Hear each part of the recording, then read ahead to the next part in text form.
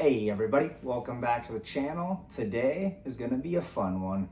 We're going to do a review of the Savage 110 High Country, chambered in 6.5 Creedmoor. And guys, this thing, it's impressive.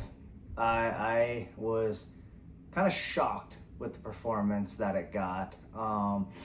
So getting right into it, guys, this comes with a lot of cool features out of the box with nothing on it, no scope, nothing. It's sitting at 8.1 pounds, so slightly on the heavier side. I mean, not crazy heavy, but not crazy light. You are getting a spiral fluted barrel.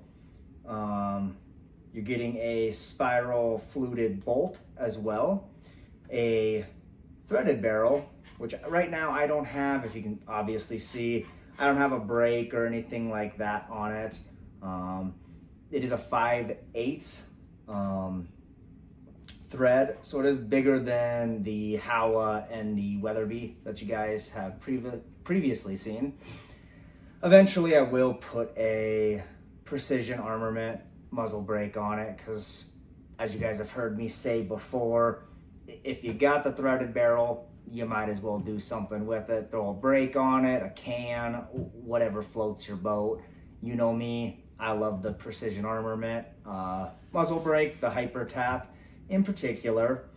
So this, you guys, if you know Savage, you get the Accu trigger. This one though comes with their Accu Fit and Accu Stock.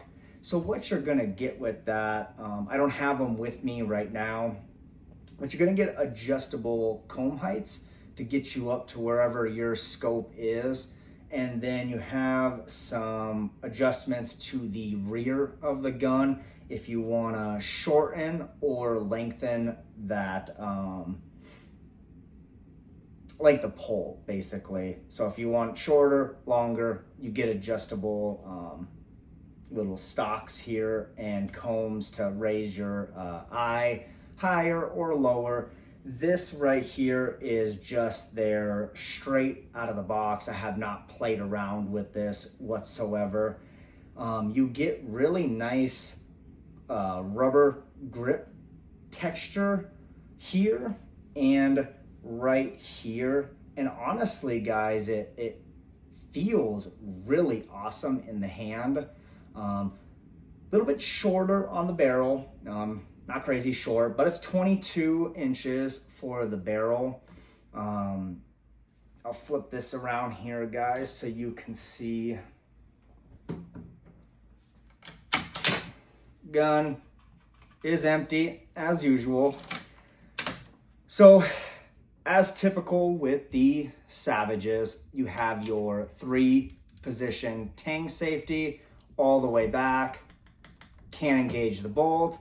1 forward bolt, but you cannot engage the trigger. And then as usual, all the way forward bolt and trigger. Now guys, if you'd watched the Weatherby and the Howa reviews, they got the 3-position safety right here on the side.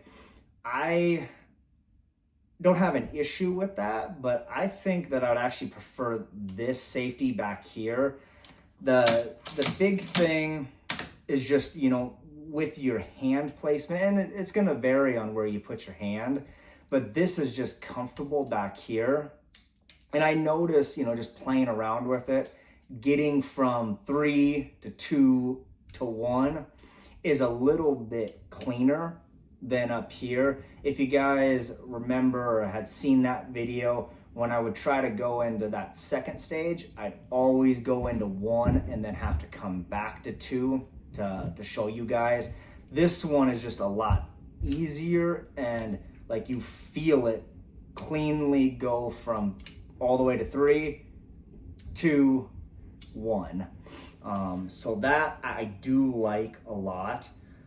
This does have a adjustable trigger as well. So that goes from, you can adjust it from 1.5 to 6 pounds. We'll test it here just to see what we're getting out of the box.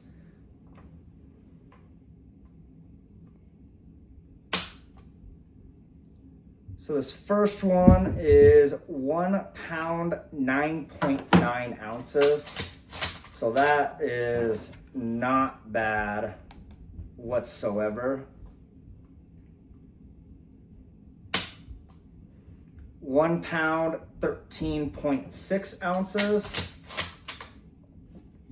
And we'll just do one more. 1 pound, 13.9 ounces. So give or take, probably close to a 2 pound trigger. I mean, on average. So that's not bad at all out of the box. Not playing with it whatsoever. And just to go over this right quick, again, if you'd seen the Howa video, I talked about taking the Nico Sterling scope off. I just threw it on this setup because I had it laying around and I figured, what the heck, not a bad scope whatsoever.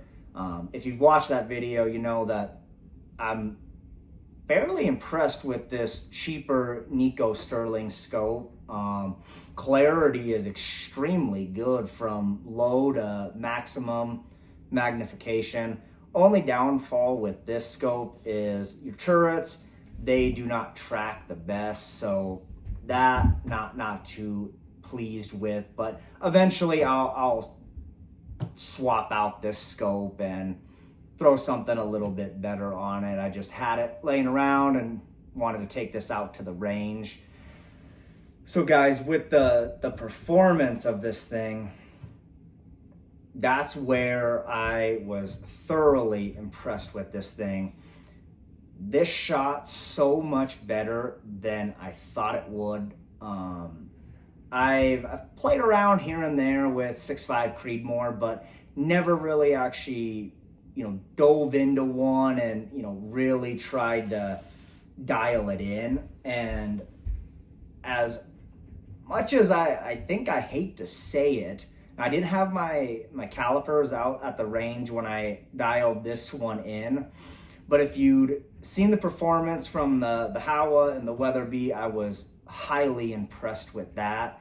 And I hate to say it, but I'm pretty confident that this shot tighter groups than both of those. Like, this thing, guys, was just stacking rounds on top of each other and blew me away. I mean, I was not expecting it. I mean, I know the performance of the 6.5 Creedmoor, and this is a solid rifle, but I wasn't expecting it to be quite as tight as the groups were.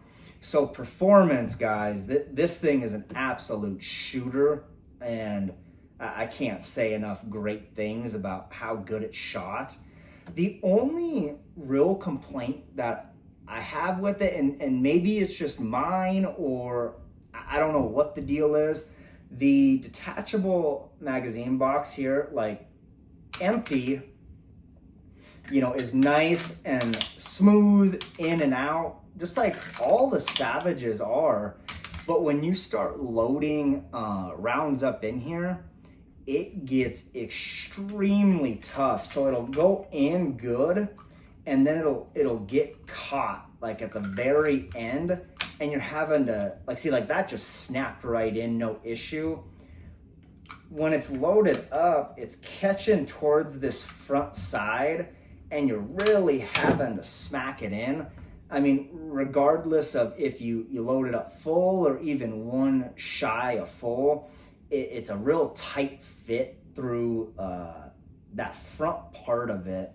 And it's nothing crazy, guys. I wouldn't say that it would deter me from buying another one of these whatsoever.